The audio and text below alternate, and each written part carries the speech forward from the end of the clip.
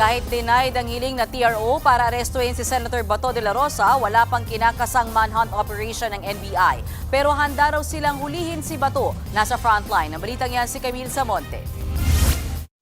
Sa botong 951, ibinasura ng Korte Suprema ang hiling na temporary restraining order ni Senator Bato de la Rosa laban sa arrest warrant ng ICC kaugnay ng drug war. Ibig sabihin, hindi pinayagan ang kagustuhan ng senador na hindi siya arestuhin sa bisa ng ICC warrant. Pero paglilinaw ng SC, desisyon lang yan para sa hiling na interim relief. Hindi pa nila nireresolba ang mga pangunahing issue na inilahad ng kampo ni Bato. Partikular dito ang kanilang petisyon noong March 2025 na gustong pigilan ang pakikipagtulungan ng ating gobyerno sa ICC.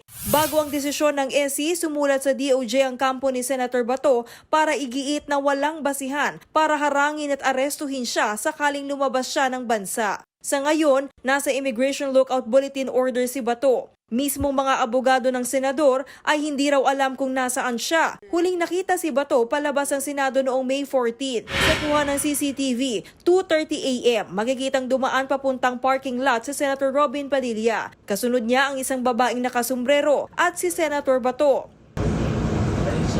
Sa isa pang kuha ng CCTV, makikita ang tatlo na naglakad at sumakay sa puting SUV na pagmamay-ari ni Padilla. Bago makitang umalis ng Senado ang naturang sasakyan, wala pang impormasyon kung saan dumiretso ang sinakyang SUV. Pero huli raw itong nakita papuntang Makati City. Una nang itinanggi ni Padilla na dumiretso sila ng NAIA. Nandito pa raw sa bansa si Bato. Una nang sinabi ng NBI na may lead na sila kung nasaan ang senador pero wala raw silang manhunt sa ngayon.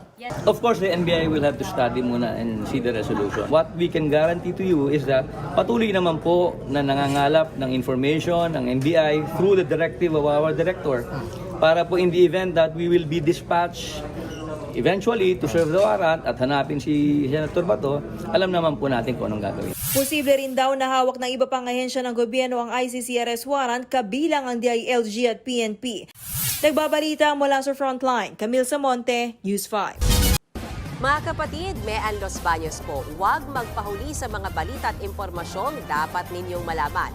Para sa mas malawak na balitaan at diskusyon, mag-follow at mag-subscribe na sa social media pages ng News 5.